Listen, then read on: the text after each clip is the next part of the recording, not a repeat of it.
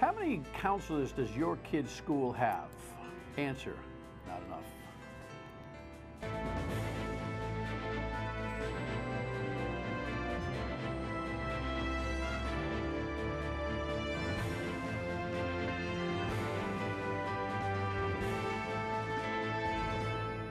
The Dan Yorke State of Mind program is brought to you in part by Lookout Rhode Island and Takeo Comfort Solutions. Greetings, nice to have you aboard. Thank you very much for tuning in to the Tuesday version of our State of Mind here. So a few weeks ago, as we were kind of covering some of the aftermath of another school shooting, can you imagine we actually talk about these things that way? We were reflecting on some school security issues, and we once again bumped into students who, for the record, were saying, I don't need another police officer in my school. I need a counselor. I need guidance counselors. I need to be able to talk to somebody. I need help with college. So you take a look at the data and you see the ratio of number of students to counselors, and you think, we've got more heroes in the school system than we thought. And they are the people who are trying to figure out how to keep kids happy, healthy, and actually moving forward. And we're going to meet a couple of them tonight, so stay tuned for that. In the meantime, let's talk about some of the things that are in the news. The president is proud as a peacock today because the very divided Supreme Court made another 5-4 decision. Here's the latest. The nation's highest court has ruled President Trump's travel ban is constitutional. In a 5-4 decision written by Chief Justice John Roberts, the court handed a significant legal victory to the Trump administration, rejecting the challenge the policy discriminated against Muslims or exceeded the president's authority. President Trump was quick to tweet, "Supreme Court upholds Trump travel ban." Wow. The president's executive order bars nationals of 7 countries from entering the United States. In 5 of those countries, a majority of residents are Muslim. In the opinion, Roberts was joined by the court's 4 other conservatives. The Chief Justice wrote that presidents have substantial power to regulate immigration. The High Court took the case after the state of Hawaii sued, arguing the order violates religious freedom laws and is motivated by hostility. Donald J. Trump is calling for a total and complete shutdown of Muslims entering the United States. Hawaii cited past comments from President Trump as proof of illegal discrimination based on religion. In the dissent, Justice Sonia Sotomayor wrote, based on the evidence in the case, a reasonable observer would conclude that the proclamation was motivated by anti-Muslim animus. This 3rd version of the travel ban includes Libya, Iran, Somalia, Syria, Yemen, as well as North Korea and Venezuela. It went into effect in December and will remain in place. So the justices who voted in support of the travel ban, Justice Roberts being one of them, concluded that while they were taking no position on the soundness of the policy, that the executive had the right to make this decision if it was articulated, and the basis for the decision was national security. So it's you know, it's one of those hairline decisions, and I guess what the majority was saying is, hey, look, you can have a bigot as the President of the United States if you want, but if the bigot thinks it's for security, the bigot wins. Okay. Coming home, Paw Sox, Pawtucket. I don't know, man. I just don't know. I am flummoxed over the idea that this governor yesterday said that she had yet to, in recent news cycles, meet, talk with, or understand whether the Paw Sox management actually buys in to this last-minute House-based finance plan. Eyewitness News summary. It landed on my desk late in the night on Saturday. Governor Gina Raimondo now reviewing the new Paw Sox Stadium bill to finance a new ballpark in downtown Pawtucket. I have to look at it before I can give you an answer. But as I've said all along, I'd like the Paw Sox to stay in Pawtucket, and if we can do it in a way that protects the taxpayers, I'd be all for it. The bill won final passage late Friday night after years of debate and discussion over whether to build a new stadium or renovate McCoy. And then where to build it, and how to pay for it. What ultimately passed is a new ballpark on the Apex site in downtown Pawtucket, costing $83 million to build. The team would pay $45 million and construction overruns, with $38 million paid for using state and city tax revenues generated only from the stadium itself and surrounding development. In a new statement Monday, a spokesperson for the ball club says the Paw Sox immediately began to study the enabling legislation when we received it late Friday morning. The club and the city of Pawtucket will meet promptly to begin the discussion of its contents. With the General Assembly adjourned for the year and the team being courted by Massachusetts, Raimondo says this is likely the last chance to keep the team in Rhode Island. I think this is it. So we'll see in this week, we'll see if there's a deal to be done. Her leadership on this thing is abhorrent, awful. The problem here is the politics of this way back. The Speaker of the House wanted the Providence deal, downtown Providence. And when that got such opposition, he kind of backed off the whole Paw Sox thing. So he's been playing rope-a-dope and wondering whether or not the taxpayer investment problem is going to cause him re-election issues. He thinks it did last time when he squeaked by. And by the way, Steve Frias, the guy who fell 85 votes short of the Speaker, is running again. So, oh well. The governor said that she would take this up, and she had the Commerce Department working on it, but she never went all in. She sat right in a seat right here where I tested her on this thing, and she was like, well, I have other things. But she stood on her head for college tuition breaks. She stood on her head for a whole bunch of other things. And in order to make this thing work in a post-38 Studios mindset, she needed to stand on her head here, and she hasn't. It is a disgrace of leadership and executive responsibility that she sits here and says that she hasn't even read the legislation that passed through the General Assembly to land on her desk, and that she hasn't even talked to the leadership of the Paw Sox team about it. Everything that went along with this last, but Donna Nesselbush, the senator there, clapping with her Pawtucket Red Sox shirt on, that's embarrassing. The headline in the Journal was embarrassing, play ball. This deal stinks. It's way too expensive for the team, most likely.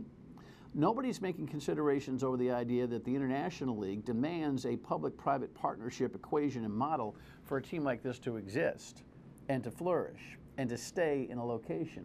I understand why they don't have the specific numbers. The Worcester offer is clean as a whistle, meets all the standards, and is more amenable to the financial formula for the Paw Sox.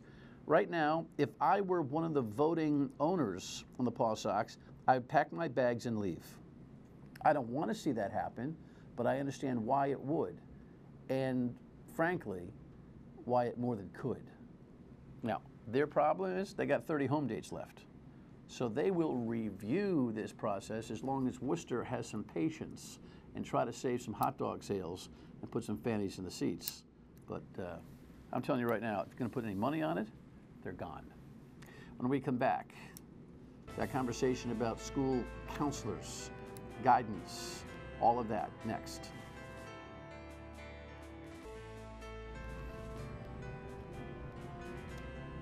Okay, well, that's a big chart that nobody can read. I don't know why we did that. Oh, maybe we did that. They got me. The staff got me, but the number gets me. 405, if you can read the number for Rhode Island, 405 to 1 is the student-to-school counselor ratio back when this data was offered in 2013 and 14, and I'm guessing it hasn't gotten any better. Lori and Stacy are here to talk to me about this data. Welcome. Thank you very much for coming. Thanks for having us. How long have you been a counselor? So I've been a school counselor it'll be my 11th year this year. I was a teacher for 20 years before I became a school counselor. Most counselors transition from teaching? That used to be the way. Rhode Island was one of the states that had a rule that you had to be educated for at least 3 years before you went into school counseling. It's no longer the case? It's no longer the case. So you're seeing more and more people going to earn their school counseling degrees who do not have an education background. Is that good? I think it's a positive. I mean, there are pros and cons of having had some educational background before you step into this role, but I always think fresh faces are always good for a profession. So, I've had interns with both sides, former educator and no education experience, and all of them have been terrific. Some of the non-educators need a little bit of support with the behavioral management type piece when you're doing groups, and because it's sort of like teaching when you're in there. But right now, it's anybody's game as far as becoming a school counselor if they're interested in working with kids and supporting kids. Anybody's game, meaning? It doesn't matter what background you have, you can go into the school counseling program. And how long does that take? It depends. Right now, I teach at the PC graduate program, and it depends on their progress of coursework. I mean, they can finish probably as quickly as like 2.5 years. Okay. But if they take a slower track. So it's not a 30-day flyer? Oh, no. No. And they have to have a bachelor's program before they can even enter the school counseling world. So. Yeah. Well, it's fascinating. I cannot believe this ratio. I cannot believe this ratio. What up with that? It's how the hell do you do this? Excuse my French. I'm a school counselor in a middle school, and my caseload generally is around 400 students, and it's hard, you know. And at the high school level, it's even harder because they're also doing the college preparation and all of everything that goes along with that, and to try to meet the needs and to take care of 400 students, you have to get very creative as to how you get to all of them. Well, the premise of inviting you, and we met on the radio a few weeks ago, and I asked you to come in here to talk more about it, is that some of the students, more specifically the city students, were talking about that balance between school security, a la Parkland and Texas and everything else. They're rather defiant of the idea that they don't need any more resource officers. Right. They don't need more police officers, and I think that may be a vocal minority. I'm not sure that I have got the pulse yet. You may have a better thought on that. I was talking to a school resource officer yesterday. He's saying, "Hey, it always turns out well. The more that we're in there, the kids love us." But resource officers aren't talking about where you want to go to college, other than casually in the cafeteria, right? I mean, they're not guiding. They're not identifying necessarily, or maybe I'm wrong about this, mental health issues, failing students, the whole kit and caboodle. And the kids seem to recognize that they need more reviews from people, Absolutely. right? So what's going on in the country and here in Rhode Island? I know nationwide there is a push that more school counselors in a school system can do a lot for improving the atmosphere of a school. When kids are having issues and nobody is noticing them and they're falling through the cracks, then you're more likely to have problems down the road. But the more counselors you have, my job is to get to know kids the minute they walk in my building and learn who they are and learn everything about them until they leave the building that I'm in. And so a lot of times you can catch problems before they happen because you know a kid, you know when they're in a bad mood, you know when things are going wrong, and when you build those rapports, it's hard to build a rapport with 400 kids. Yeah, little things like going into the cafeteria and sitting and talking with them first day of school, making those connections right away. And then I was just thinking as you were saying that not only is it important for us to know the students and to be able to notice if something's changed with some of the students, just last week, right before school ended, I had 2 students come to me and say, we noticed something about so-and-so. He's acting different. Do you think maybe you could talk to him? I mean, that's phenomenal that they actually felt comfortable coming and talking to me, but then knowing that I was a person that maybe they could go to. Well, I'm sure in each of your respective schools, and you're at Alan Sean Feinstein in Coventry, in the middle school, and you're at Cherry-Hill. Correct. But I'm sure that, and I can already tell by both of your dispositions, different people, but same commonality, that empathy, love of the kids, all that kind of stuff. The counselor is always the go-to, cool person. I'm going to go see Mrs. Lebrun. She'll take care of me, or Mrs. Haines Mayne. She'll take care of me. I mean, and they're starving for that. Right. All right. When we come back, we got to talk about whether they're negotiating well, whether the profession is loud enough about this, who's dropping the ball, and whether there's consensus that the ball has actually been dropped. Stay with us.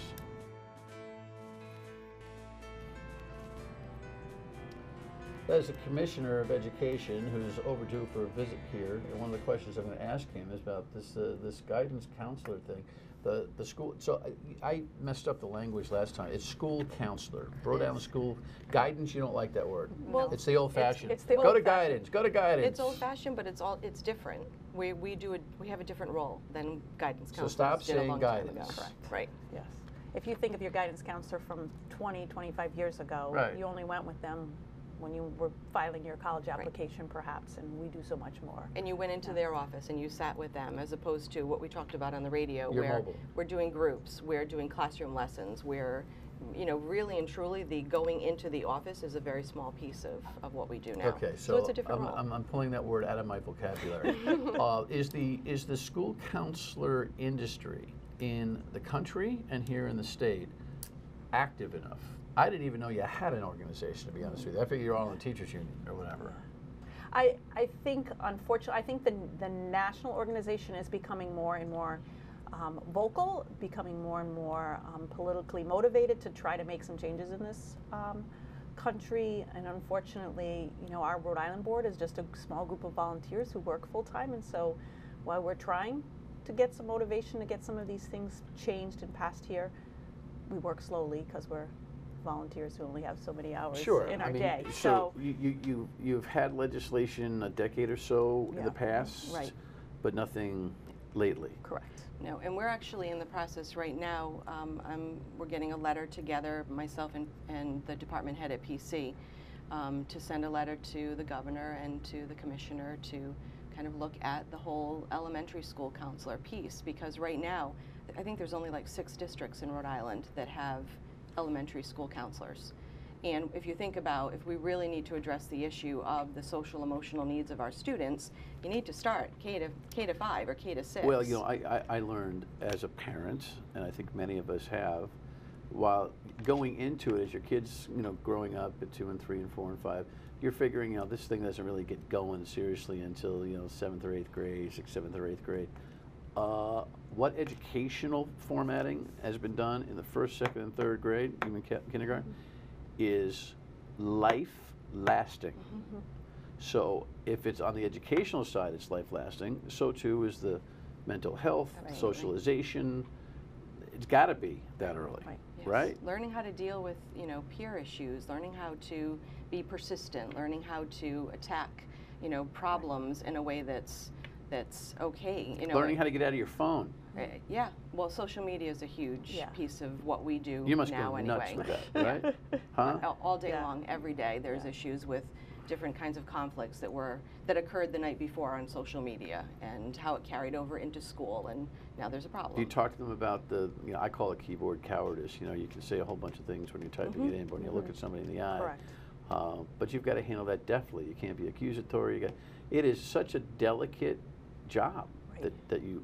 I mean, anybody who pays attention to what you have to do would say, "Holy cow, how do you do it?" So why is society, government in general, allowing a ratio of 400 to 1? And by the way, is that a number that averages out because the elementaries aren't getting any? Or No. So that's like a high school or middle school ratio. Mm-hmm. There are some states in the country, I want to say New Mexico, but don't quote me on that. They're at like 600 to 1. Oh, so we're not so bad. Yeah. And So I 400. think, Bar's pretty low. I think part of the issue is, we are not a mandated component to have in schools, and so when budgets get tight, it's easy to say, cut the school counselor, not the math teacher, unfortunately, and that's sometimes what people see, because on the outside, a lot of people don't realize exactly what our role is and what it entails. We can help with academics, we can help with career stuff, we can help with social emotional. We do so many pieces. The kid's not going to learn in the math classroom, no matter who their teacher Where's is. the gap? There's a gap. There's a common sense gap here. There's an elder generation of, hey, listen, handle your own business, right? And there's a lack of recognition, I think, that we've created a whole new, broad, very difficult and overstimulated world for our kids. Absolutely. And we're not catching up to the, and we have all this lip service on mental health issues all across the country, but we don't do much. Correct. Do you predict that there will be a day when everybody gets it and this thing will narrow, meaning the ratio, or do you think this is an uphill climb for the rest of your careers? I'm hopeful especially as mental health becomes more and more prevalent in an open conversation, that people will realize that you need services within a school to help kids with their mental health issues. It's not something that can be solely handled at home or by outside providers, and so we can only hope with everything that's happening in society that people will realize our value. Are you referring out a lot to professionals, mental health professionals? We have a social worker in our building. We also have a school psychologist in our building. So typically, if there is a concern, I always say we tag team and kind of bounce things off of each other, but we would refer to them first. There's certainly extenuating circumstances where we would want to refer out. If there's an issue going on with a student that we don't feel as though anyone within our building can handle that, then we would refer to parents, you know, to maybe contact somebody outside of school. But doesn't happen very often. Talk to me about this college preparatory thing. You're in middle school and you're in high school. Yep. But you even have to be thinking about these things for these kids on the middle school level, at least setting a track, right?